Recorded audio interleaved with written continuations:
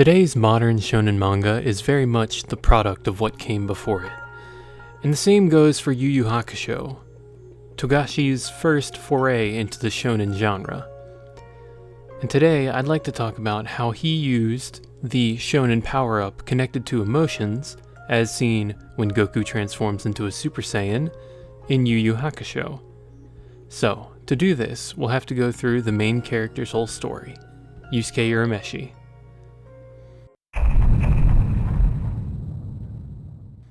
In the beginning, Yusuke Urameshi is a delinquent and reacts to criticism of his way of life with crass remarks and violence.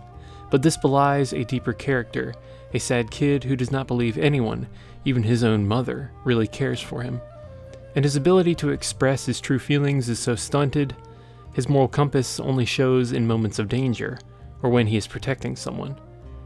As he lived his life lashing out at those who assumed he was evil, he only ever made one real friend, Keiko Yukimura, before the beginning of the story. But Togashi does not leave him here. The Ghost of Christmas Present style exploration of Yusuke's world in the first few episodes shows him that people who wouldn't leave him alone are the ones who cared. Kuwabara cries at his funeral, losing his rival and most relatable peer, and Mr. Takanaka berates the teachers who insult Yusuke, expressing how much potential he saw in him. When he sees these people, those like his mother or Keiko, hurting at his loss, he realizes that the act he put on was so good he had fooled himself into accepting his own death, that he had more to live for. However, this change was just the beginning of this evolution, and the hardened persona Yusuke had built up was never going to entirely disappear. Yusuke began living a happier life, making friends and doing his job. He had found purpose, something he was good at, and people who accepted him. But it could never be left at that, and this is where Togashi leads us to his first take on the shonen power-up, one with an impactful character-driven catalyst.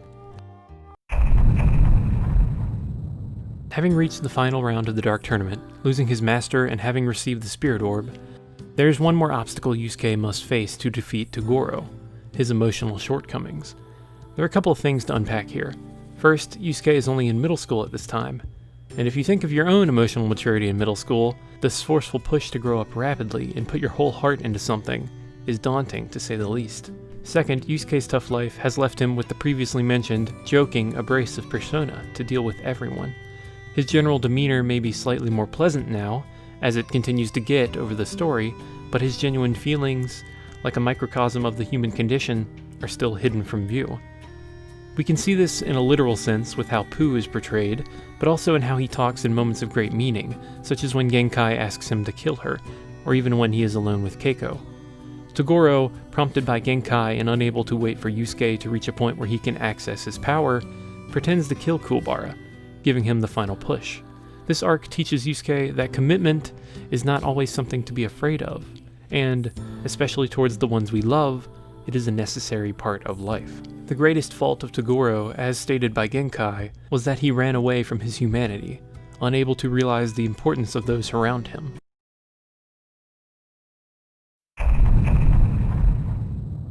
Transitioning from the Dark Tournament to Chapter Black, the biggest way to show Yusuke's maturity is the way he trusts people. Previously, in Mei's Castle, Hiei had left Yusuke and the group behind because Yusuke trusted him to save them from the crushing wall. But in this arc, in Chapter Black, Hiei is leaving the group behind with no promise of return or safety, and Yusuke lets him go, trusting that he will come back when they need him the most. This speaks to his growth as a person, now able to trust, and the beginning of an even deeper change brought about by his encounter with his next adversary, Shinobu Sensui. Shinobu's plan to eradicate humanity involved getting Team Urameshi to justify killing. Before these fights, Yusuke had never really gotten close to killing a person. When Doctor threatens his friends, however, he is forced to try and kill him. Shinobu is trying to show them that they fight with a flawed sense of justice, something luckily Yusuke seems to understand already.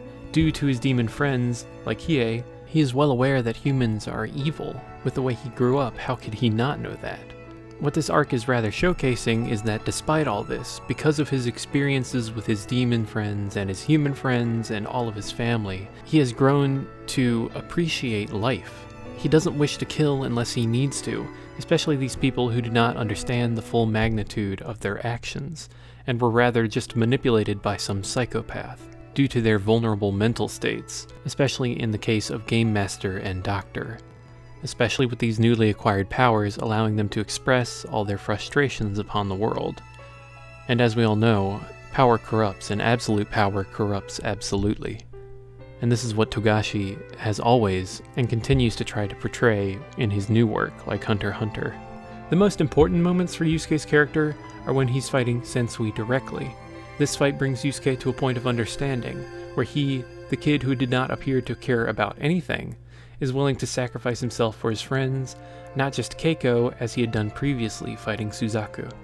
His sphere of people he cares for has expanded, and he fully understands the ramifications of his actions. This is where we reach Togashi's change-up in the formula. When resurrecting as a Mazoku, Yusuke is in a unique position of understanding two sides, but more than this, Raizen taking away his choice to kill Sensui makes him unable to leave the battlefield behind. He is haunted by the fact he could hurt anyone he loves at any time, and feels uncomfortable in normal life. He has developed something akin to PTSD, and his power-up leads to all this development, the reverse of before, spurring him to continue finding himself by exploring his heritage. However, it must be said that his being uncomfortable is not a sign he has not matured, but rather he understands himself well enough that he knows he will not be happy without knowing the truth. Hence why he can express his true feelings to Keiko, and even understands her frustration, but cannot bring himself to stay with her at the moment. There are plenty of instances in modern shonen like Naruto, etc., where a power kind of overrides the person's ability to think straight, and then they will go back and try to understand this power and control it to further develop themselves. But usually it doesn't actually involve developing the character itself like it does in this case. The Three Kings arc. I must preface this by saying that he had to fight with new instincts with his demon side. It is stated by Toguro how demon energy is addicting to use.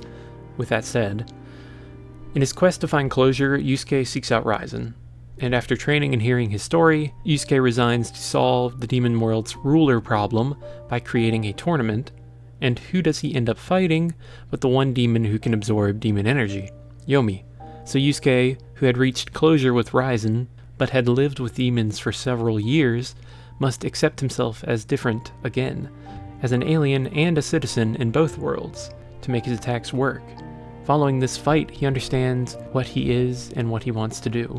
He returns to the human world, content with who he is, having friends or family on either side, not always yearning for battle and in control of his actions. Yusuke's journey is one of gradual emotional growth, punctuated by major boosts in strength that are either a result or result in his evolution as a character. Togashi was one of the first to connect emotion and power together in shonen, but he's also one of the few who makes emotional changes be felt even after the villains are defeated. I struggle to think of any other works that can claim this same achievement.